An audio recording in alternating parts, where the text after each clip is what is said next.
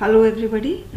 20AC06 से लेकर 20AC09 तक का आंसर्स मैंने अपलोड कर दिए हैं और इन 4 टेस्ट पेपर्स के आंसर्स यदि किसी कैंडिडेट को चाहिए तो वो डिस्क्रिप्शन बॉक्स में जाएं और एकदम बॉटम की तरफ आपको इन 4 टेस्ट पेपर्स का कंबाइंड फॉर्म में आपको लिंक मिलेगा।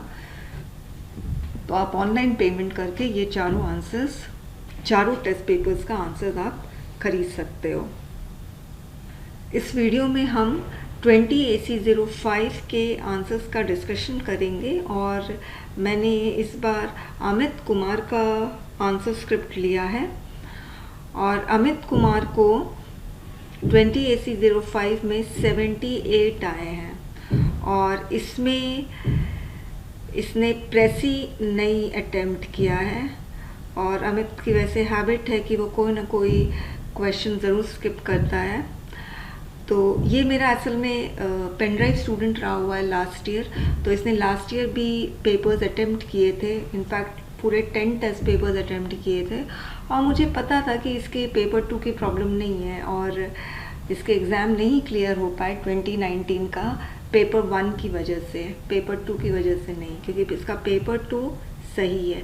लास्ट ईयर मैंने कभी भी इसके आंसर्स अपलोड नहीं किए क्योंकि वो बहुत मेसी लिखता था, बहुत अनटाइडी, मगर इस बार अगर आप देखोगे तो बहुत नीट एंड टाइडी है इसका आंसर स्क्रिप्ट। 20AC01 में मैं बता दूँ इसको कितने आए थे। 1 में 42 आए थे, जिसमें इसने रिपोर्ट मिस किया था। रिपोर्ट अगर अटेम्प्ट करता तो ऑब्वियसली इसको अराउंड 55 तो बन ही जाते हैं। 20AC02 में इसको 44 आए थे और फिर से इसने रिपोर्ट मिस किया है, आप देख रहे हो। और ग्रामर इसकी ठीक हो गई थी, पहले इसकी ग्रामर बहुत वीक थी, फिर इसने सारे वीडियोस देखे पेन ड्राइव के तो इसके ग्रामर ठीक हो गई है, पहले से बेटर है। आप देख रहे हैं इसको 16 आए हैं इसमें और 20AC03 में 71 आए और ग्रामर में 19 आए हैं और इस बार इसने सारे क्वेश्चंस अटेम्प्ट किए। हम अमित का 20AC05 का आंसर देखेंगे। इसको 20AC05 में इसको 78 आया था, जिसमें इसने प्रेसी मिस किया है। तो ऑब्वियसली अगर ये प्रेसी अटेम्प्ट करता तो उसका स्कोर 80+ होता। और आप देख रहे हो ग्रामर में इसको 20 आए हैं, एस्से में 26, आर्गुमेंट में 16, रिपोर्ट में 9 आए हैं।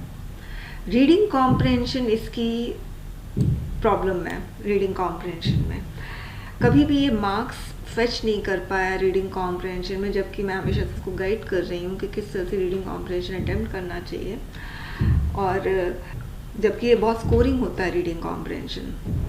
एनीवेज देखते हैं इसके answers. Empowering people with disabilities, तो इसने जो डिसेबिलिटीज़ का इंटरनेशनल डे सेलिब्रेट किया जाता है उसके बाद उससे शुरू किया है इंट्रोडक्शन और फिर उसके बाद इसने उस ईयर का 2018 का थीम भी बताया है और फिर यहाँ पे UN का 2030 का क्या एजेंडा है वो बताया है।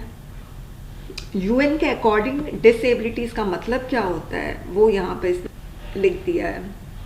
वर्ल्ड कंटेक्स्ट में बात करने के बाद इंडिया की बात कर रहा है। देखिए कभी कभी टॉपिक ऐसा होता है जिसमें हमें समझ में नहीं आता है कि हम वर्ल्ड कंटेक्स्ट में बात करें कि इंडिया के कंटेक्स्ट में बात करें। ऐसे में आप कुछ एक पैराग्राफ आप वर्ल्ड कंटेक्स्ट में आप दे सकते हो उसका कंटेंट और फिर उसके बाद आप इंडिया के बारे में ज़्यादा इलैबोरेटली बात कर सकते हो। अब जैसे इसने इंडिया का बताया है और डेटा दिया है कि इतने मिलियन पीपल विद डिसेबिलिटीज़ हैं और गवर्नमेंट ऑफ इंडिया जो है वो क्या इनिशिएटिव ले रही है वो इसने बता दिया और क्या एक्ट पास हुआ है डिसेबिलिटीज़ के कंटेक्स्ट में ये भी बता दिया और रिजर्वेशन भी मिला है गवर्नमेंट जॉब में। तो एम्पावर करने के लिए गवर्नमेंट क्या क्या कर रही है डिसेबल्ड पीपल के लिए ये बता रहा है। फिर साथ में जो एक्सेसिबल इंडिया कैंपेन 2015 में जो लॉन्च हुआ था उसके बारे में भी इसने बात कर ली है। तो गवर्नमेंट ने जो जो इनिशिएटिव्स लिया है डिसेबल्ड पीपल के रिगार्ड में तो इसने सारी बात कर ली और फिर उसके बाद अब यहाँ पर डिस्पाइट के स्पेलिंग रॉन्ग है, गवर्नमेंट के इनिशिएटिव्स के बावजूद भी क्या क्या चैलेंजेस हैं जो डिसेबल्ड पीपल को फेस करना पड़ रहा है या गवर्नमेंट को फेस करना पड़ रहा है डिसेबल्ड पीपल को एम्पावर करने में, तो इसने इस पे बात की है। तो पहला जो चैलेंज है वो हेल्थ वाला चैलेंज है, जिसमें इसने लिखा है कि कुछ ऐसे हेल्थ इश्यूज होते हैं जो प्रिवेंटेबल है, और जैसे एक्सीडेंट का, मैल न्यूट्रिशन का, तो इसके लिए गवर्नमेंट को खासा केयर रखना पड़ेगा कि जो प्रिवेंटेबल है तो हम ऐसे पर्सन को डिसेबल्ड ही नहीं होने दें। और जो डिसेबल्ड पीपल के लिए हेल्थ केयर फैसिलिटीज़ है और जो हेल्थ वर्कर्स हैं वो ट्रेंड नहीं है, तो उसके बारे में इसने बात की है। और सेकंड जो चैलेंज है वो है एजुकेशन सिस्टम जो इंक्लूसिव नहीं है। इंक्लूसिव का मतलब ये है कि डिसेबल्ड पीपल के लिए अलग एजुकेशन सिस्टम है। इसका मतलब ये है कि उनको एक्सक्लूड कर दिया गया है। जो नॉर्मल लोग हैं उनके साथ वो एजुकेट नहीं हो पाते हैं। फिर thirdly the employment rate among disabled, तो इसने बता दिया कि बहुत कम है एम्प्लॉयमेंट रेट। फिर इसने यहाँ पे कंक्लूड किया है, तो इसने बोला है कि डेवलपमेंट या एम्पावरमेंट जो है वो डिसेबल्ड का तभी पॉसिबल है जब सोसाइटी उनको ओपनली एक्सेप्ट करेगी। तो जो बिहेवियरल चेंज आना चाहिए सोसाइटी में वो बहुत ज़्यादा ज़रूरी फॉर एम्पावरमेंट ऑफ डिसेबल्ड। आप देख रहे हैं कितना सिंपल तरीके से लिखा है इसने। अब क्वेश्चन है कि एम्पावर करना, तो एम्पावर करने के लिए गवर्नमेंट क्या कर रही है, और फिर जब एम्पावर करने के लिए गवर्नमेंट जो भी इनिशिएटिव्स ले रही है उसमें क्या चैलेंजेस है वो लिख दिया और कंक्लूड कर दिया। Very simple. और आप देखेंगे इसका जो सेंटेंस है वो भी बहुत सिंपल एंड स्ट्रेट सेंटेंस है, छोटे छोटे सेंटेंसेस हैं। और स्टूडेंट्स क्या करते हैं, लंबे लंबे सेंटेंसेस बनाते हैं और सोचते हैं भारी भरकम एकदम हेफ्टी सा वर्ड यूज़ करेंगे, ठीक है, तो बहुत इम्प्रेसिव रहेगा। जबकि लंबे सेंटेंसेस और हेफ्टी वर्ड्स यूज़ करने से इनफैक्ट जो बचा कुचा इम्प्रेशन है वो भी ख़त्म हो जाता है। इसीलिए कोशिश करो सेंटेंस सिंपल रखो और स्मॉल रखो। Malnutrition is a major health concern in Indian children, तो यहाँ पे साफ पता चल रहा है कि आपको इंडिया के कंटेक्स्ट में लिखना है। तो यहाँ पर इसने prime minister of India doctor Manmohan Singh, तो मैंने बोला है कि किसी भी लीडर का आपको नाम कोट नहीं करना है, मगर ये फॉर्मर हैं तो, और इसका इंट्रोडक्शन अच्छा है क्योंकि इन्होंने कहा था कि malnutrition is national shame and it is true because malnutrition through do quieter than famine persistent undernutrition kills many more people slowly in the long run than famine do।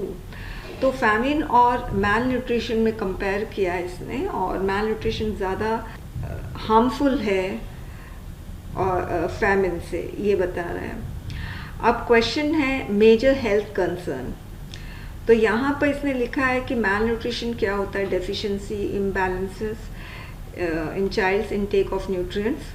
और इसमें मैल nutrition के अंदर क्या क्या आता है, stunting आता है, मतलब उसका इफेक्ट क्या होता है, wasting, low weight for height, under weight. इस डेटा के अकॉर्डिंग मैल न्यूट्रिशन बहुत हाई है despite all the progress made in food security. तो इसमें बहुत इंपॉर्टेंट पॉइंट यहाँ पर लिखा है कि फूड सिक्योरिटी में बहुत प्रोग्रेस हो रहा है, फिर भी मैल न्यूट्रिशन का जो रेट है वो हाई है अकॉर्डिंग टू दिस रिपोर्ट। फिर इसने एक और रिपोर्ट दिया है जिसमें बताया है कि इतने % of children under the age of 5 are wasted and about 8% are stunted. और फिर इसने और डिटेल डेटा दिया है SC STs का जो देने की ज़रूरत नहीं थी, क्योंकि देखिए अभी आप दे रहे हो मगर एग्ज़ाम इतना याद नहीं रहता है। फिर ये जो रीज़न अब इतना मैल न्यूट्रिशन का रेट हाई क्यों है, तो इसने इसका रीज़न दिया है यहाँ पर। इसने दिया है कि it is not because of lack of food but lack of access to nutritious food. As Amartya Sen noted, famines are caused not by shortage of food but by inadequate access to food. Other causes are illiteracy in women, poor access to health services, unavailability of safe potable water, poor sanitation, early marriage of girls, teenage pregnancy, poor breastfeeding practice, among others. अब इसने क्या problem की है कि इसने सिर्फ list दे दी है कि ये प्रॉब्लम है, जबकि इसको ये करना था अर्ली मैरिजेस ऑफ गर्ल्स ये ले लेते, और साथ में विमेन का बेसिकली ले लेते, टीनेज प्रेगनेंसी ले लेते, और इसी को आप इलैबोरेट कर सकते थे। मतलब आप लिस्ट न देकर कोई एक या दो पॉइंट लेकर उसको इलैबोरेट कर दो। इससे एग्जामिनर को पता चलता है कि you have got great insight into a particular subject. ज़रूरी नहीं है सब कुछ को इंक्लूड करना, ऑब्वियसली 300 वर्ड्स में आप सब कुछ नहीं इंक्लूड कर सकते हैं। अब मैल न्यूट्रिशन का कॉन्सिक्वेंसेस क्या है, डेथ है, और फिर सेंटेंस में प्रॉब्लम है, vulnerable to diseases. A child suffering from severe acute malnutrition is at times more likely to die than children who are not undernourished. Although government has taken many initiatives, तो इसने causes also बता दिया। अब government ने क्या क्या initiatives ली है वो बताया है, तो इसने फिर से लिस्ट दे दिया है। आप देखो, तो ये प्रॉब्लम है, कोई एक या दो आप स्कीम दो, उसी को थोड़ा सा एलैबोरेट कर दो। और फिर यहाँ पे and the NITI Aayog has publish, तो अब आप नीति आयोग के बारे में बात कर रहे हो तो फिर फुल स्टॉप दो, और फिर उसके बाद नया सेंटेंस स्टार्ट करो। मतलब नहीं है इतना लंबा लंबा सेंटेंस लिखने का। कुपोषण मुक्त भारत बाय 2022, ये एक बहुत इंपॉर्टेंट पॉइंट है जो इसने लिखा है। But none of the schemes prove much fruitful in this direction. देखिए, इस तरह का क्लेम देना, जैसे अगर आप बोल रहे हो कि गवर्नमेंट का ये स्कीम फेलियर है या ये स्कीम उतना सक्सेसफुल नहीं है, तो फिर आपको डेटा देना पड़ेगा।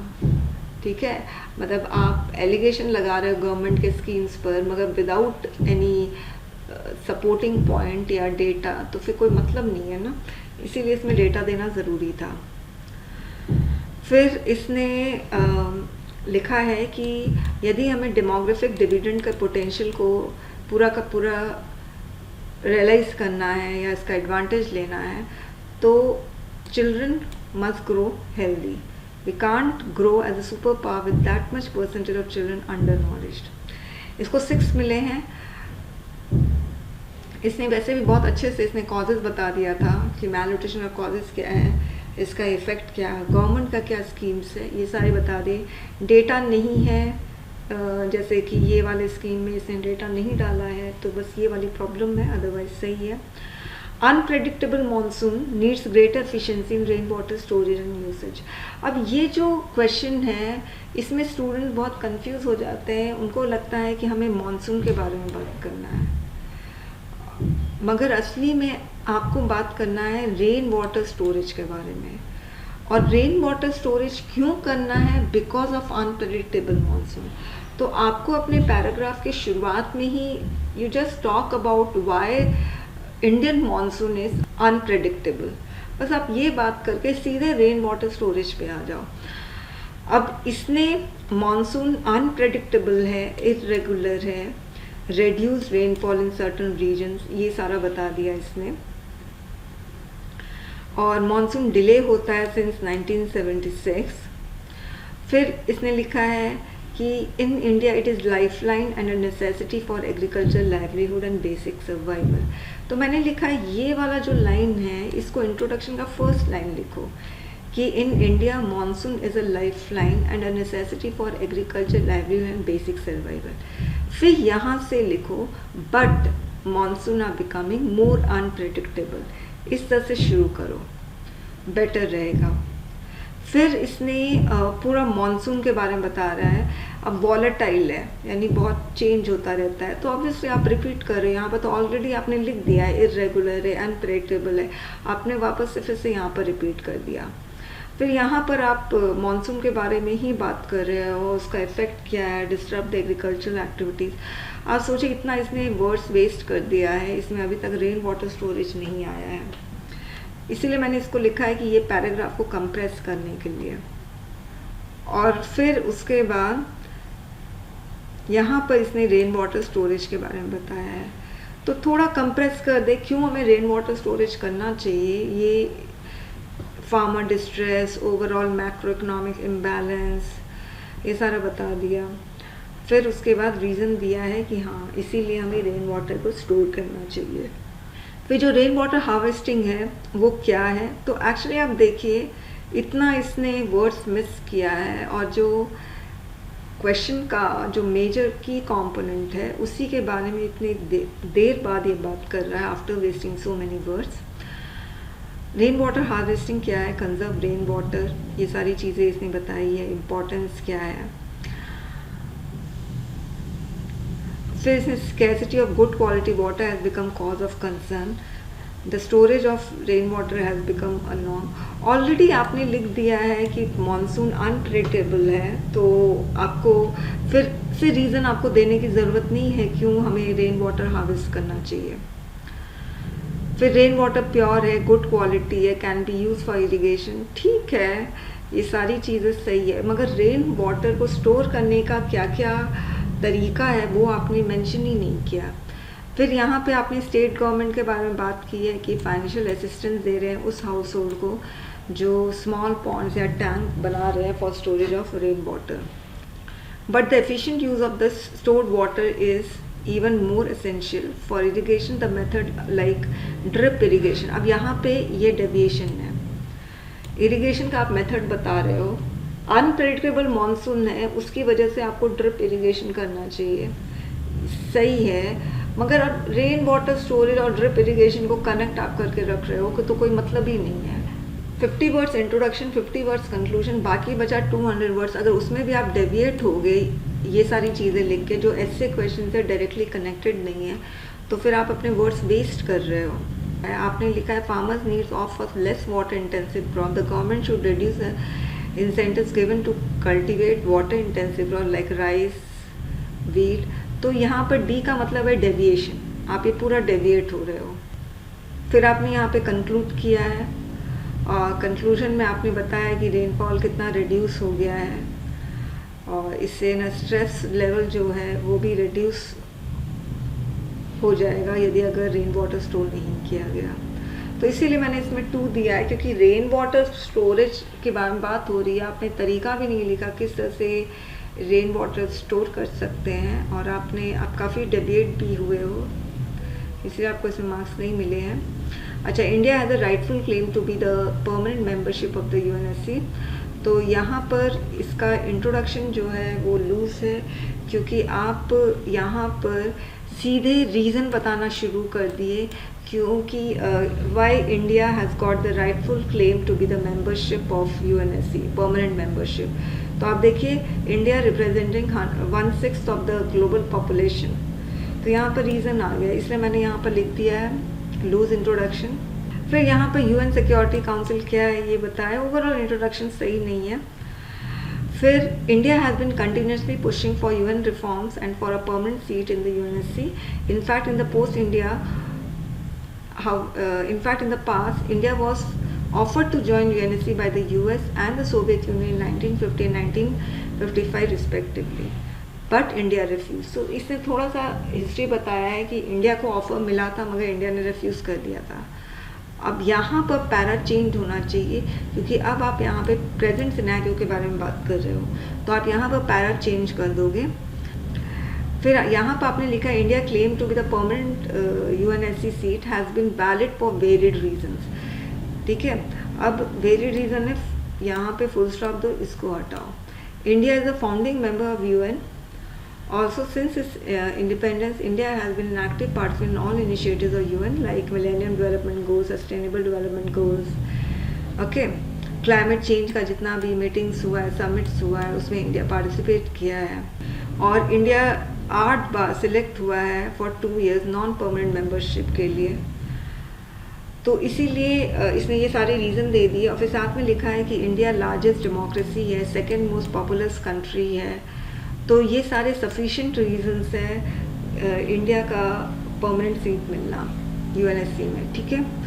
तो ये सारी चीज़ इसने लिखी। फिर यहाँ पर लिखा also India has acquired status of nuclear weapons in 1998 which makes India stronger contender for the UNSC high table. फिर एक और रीज़न दिया है moreover India's international profile and capabilities rise due to have reason होगा due to its ever-expanding global footprint in areas like politics, sustainable development goals, economics, culture and science and technology। यहाँ पे कुछ आप example दे देते तो बड़ा सही रहता। फिर आपने यहाँ पर रोड ब्लॉक्स दिया है कि परमानेंट मेंबर बनने में क्या प्रॉब्लम है, क्या चैलेंजेस है, तो चाइना एक है। फिर दूसरा India still shows a poor performance और फिर उसके बाद इसने कंक्लूड कर दिया है, और कंक्लूजन में इसने एक ही सेंटेंस डाला है, इसलिए मैंने लिखा है कि a paragraph at least have 2 sentences. इसमें इसको 8 मिला है। अब ये आर्गुमेंट राइटिंग है, इंट्रोडक्शन लिखा है, स्मॉल इंट्रोडक्शन है, और Indian celebrity should avoid political activism, तो ये क्यों ट्रिगर हुआ है वो लिखा है इसने। सिटीजनशिप अमेंडमेंट एक्ट के दौरान ये ट्रिगर हुआ था, जहाँ पे सेलिब्रिटीज जो हैं बहुत एलोक्वेंट हो रहे थे और अपना पॉलिटिकल व्यूज़ दे रहे थे रिगार्डिंग दिस एक्ट। तो यहाँ पे जेएनयू के बारे में भी बता दिया इंट्रोडक्शन में। कोई स्टूडेंट इंट्रोडक्शन में ही शुरू कर देते हैं आर्गुमेंटेटिव पॉइंट्स, वो गलत है। फिर यहाँ पर इसने फॉर में इसने लिखा है कि अगर ये लोग पॉलिटिकल व्यूज़ देंगे तो इनका करियर हैम्पर हो सकता है। तो अगर किसी का करियर हैम्पर हुआ है तो आप प्लीज़ बताइए, एग्जाम्पल आपको देना होगा। फिर यहाँ पर आपने लिखा है कि अगर कोई कंट्रोवर्शियल इशू है या पॉलिटिकल इशू है, अगर सेलिब्रिटीज़ ने कोई अपना स्टैंड रखा है तो हो सकता है वो मिस इंटरप्रेट हो जाए, और फिर कोई पॉलिटिकल पार्टीज इसको एक्सप्लॉइट कर सकते हैं। मैंने वापस से लिखा है कि इसमें एग्जाम्पल देने के लिए लास्ट रीज़न इसने दिया है कि अगर ये लोग पॉलिटिकली एक्टिव होंगे तो ये सेलिब्रिटीज़ का जो कोर जॉब है एक्टिंग करने का, फिल्म इंडस्ट्री है, तो वो डिस्ट्रैक्ट हो जाएंगे उससे। अब अगेंस्ट में इसने लिखा है कि इंडिविजुअल चॉइस है, चाहे हमें पॉलिटिकली एक्टिव होना है या नहीं होना। फिर उसके बाद जो भी सेलिब्रिटीज़ हैं वो उनका बहुत बड़ा इन्फ्लुएंस होता है मास पर, तो उसके बारे में इसने लिखा है। तो यदि सेलिब्रिटीज़ अपना व्यूज़ रख रहे हैं, it is in the larger interest of the people. फिर इसने लिखा being politically active can't be distraction for Indian celebrities. फिर लिखा हुआ है कि कुछ सेलिब्रिटीज़ ऐसे हैं जो पॉलिटिकल इश्यूज़ पर बहुत बोलते हैं और उनका करियर भी अच्छा है, अपना पर्सनल लाइफ भी अच्छा है, इस लाइन में इसने लिखा है, मगर फिर एग्जाम्पल आपको देना चाहिए। फिर कंक्लूजन में इसने लिखा है कि politically active population makes the society more democratic. ठीक है, तो इसमें इसको 4 मिला है, सिर्फ इसीलिए मिला है क्योंकि इसने कहीं पर भी एग्जाम्पल नहीं दिया। आमिर खान का एग्जाम्पल दीजिए, शाहरुख खान का एग्जाम्पल दीजिए, अमिताभ बच्चन का एग्जाम्पल दीजिए कि अमिताभ बच्चन जब पॉलिटिक्स में घुसा था तो उसके बाद 1984 के बाद after the death of Indira Gandhi, तो उसके बाद उसका जो फिल्मी करियर था वो पूरा का पूरा ख़त्म हो रहा था। ये आप एग्जाम्पल दे सकते थे जहाँ पे आपने डिस्ट्रैक्शन के बारे में बात करी। Creamy layer norm should be extended to SC/ST। Supreme court ने एग्जामिन किया था कि भाई SC/ST का जो क्रीमी लेयर उसको हटाना चाहिए या नहीं हटाना चाहिए। ठीक है, तो फॉर में इसने एक एविडेंस देकर इसने लिखा है कि SC/ST को हम रिजर्वेशन प्रोवाइड कर रहे हैं और अगर क्रीमी लेयर हम हटा देते हैं तो जिसको ज़रूरत है वाकई में, जो डिज़र्व करता है, उसी को ये बेनिफिट मिलेगा। इसने लिखा है कि रिजर्वेशन को मिले 70 साल हो गए हैं और ऐसा क्लास ज़रूर होगा SC/ST में ही जो अपलिफ्ट हो चुका होगा एजुकेशनली एंड इकोनॉमिकली। उनको आइडेंटिफाई करके उनको क्रीमी लेयर में डाल देना चाहिए और उनको रिजर्वेशन का बेनिफिट्स नहीं मिलना चाहिए। फिर उसके बाद इसने 3rd पॉइंट लिखा है कि यदि हम क्रीमी लेयर को रिजर्वेशन बेनिफिट से हटा देते हैं तो जो रिफ्ट है सोसाइटी में वो बहुत हद तक रिड्यूस हो जाएगी, या कन्फ्लिक्ट है between reserved and unreserved candidates, तो वो कम हो जाएगी। अगेंस्ट में लिखा है कि जो SC/STs हैं उनको social justice, educational rights, industrial rights, right to live with dignity, ये सब डिनाई किया गया था फॉर मोर देन 2000 ईयर्स। तो जो रिजर्वेशन पॉलिसी है एक्चुअली वो एक्सक्लूजन को कंपनसेट करने के लिए है। फिर 2nd पॉइंट इसने लिखा है कि reservation policy is not an anti poverty program. Reservation का कोई कनेक्शन नहीं है इकोनॉमिक कंडीशन से। ओके, तो इसीलिए अगर किसी का अपलिफ्टमेंट होता है इकोनॉमिकली तो इसको हम ये नहीं बोल सकते ऑन दिस बैकग्राउंड उनको रिजर्वेशन का बेनिफिट्स नहीं मिलना चाहिए। फिर इसने लिखा है कि सोशल स्टिग्मा अटैच्ड है जो SC/ST कैटेगरी है, और इस सोशल स्टिग्मा की वजह से ही रिजर्वेशन मिलना चाहिए। इसने लिखा है कंक्लूजन में कि क्रीमी लेयर्स को डिफाइन करना मुश्किल है, और ये डिफाइन करने का काम तभी हो सकता है जब हम ग्राउंड रियलिटीज़ को एग्जामिन करें। इसने अच्छा लिखा है और इसको 12 नंबर मिले हैं। रिपोर्ट राइटिंग में बोडो पीस डील, इसने शॉर्ट फॉर्म लिखा है फेब्रुअरी का, वो नहीं करना चाहिए। और ये पूरा का पूरा एक पैराग्राफ है, और इस एक पैराग्राफ में सिर्फ एक ही सेंटेंस है। आप ये सोचिए सेंटेंस कितना लंबा है। फिर इसने बोडो पीस अकॉर्ड क्या है इसके बारे में इसने लिख दिया है। अब यहाँ पर मैंने लिखा है this third Bodo accord signed in the last 27 years. तो ये चीज़ आपको फर्स्ट पैरा में लिखनी चाहिए। रिपोर्ट में व्हाट, व्हेन, वेयर, हु का आंसर फर्स्ट पैराग्राफ में करना चाहिए। फिर इस अकॉर्ड क्या क्या राइट्स मिले हैं बोडो पीपल को, ये सारा दिया हुआ है। ये चीज़ मैंने ध्यान नहीं दिया, इसने मेंशन किया अमित शाह, ये मत करो, यूनियन होम मिनिस्टर सीधे लिख दो, नाम मत मेंशन करो। 4 इसको मिला है, और ये पैसेज बहुत डिसऑर्गेनाइज्ड है। यहाँ पर इसे बात कर रहा है कि बोडो अकॉर्ड क्या है, फिर ये कब साइन हुआ, ये इधर पे बात हो रही है, तो बहुत डिसऑर्गेनाइज्ड लग रहा है। E flow norm for the river Ganga, इसमें भी शॉर्ट फॉर्म है, तो शॉर्ट फॉर्म से बचिए। ये पैराग्राफ में फिर से एक ही सेंटेंस है। अब ई फ्लो क्या है ये इसने लिख दिया है। अब इसने फर्स्ट पैराग्राफ में 4 out of 11 hydro power projects are actually violating the Ganga ecological flow. तो एक्चुअली ये रीसेंट इशू है, और इसने फर्स्ट पैराग्राफ में डाल दिया, तो ये बहुत अच्छी बात है। मगर फर्स्ट पैराग्राफ में सिर्फ एक ही सेंटेंस है, ये इसीलिए मतलब कम से कम पैराग्राफ में 2 सेंटेंस होने चाहिए। फिर इसने बता दिया है कि जो एनवायरमेंटल फ्लो है, ई फ्लो, वो कितना होना चाहिए अकॉर्डिंग टू 1986 एक्ट। फिर इसने ई फ्लो के बारे में बात कर लिया है कि minimum required environmental flow of water even after river flow gets diverted by projects and structure for purposes like irrigation etcetera. Many power companies generally hoard water to create reserves to increase power production. तो companies क्या कर रही हैं, क्या मैल practices कर रही हैं, वो इसने लिख दिया है। तो गवर्नमेंट ने क्या नोटिफिकेशन दिया है उनको ई फ्लो के रिगार्ड में, ये लिख दिया इसने। अब इसमें जो चीज़ मैंने ध्यान नहीं दी, इसने लिखा this is an important step. तो कोशिश करो कि आप लिख दो according to environmentalist this important step, अगर आपको नहीं नाम याद है तो।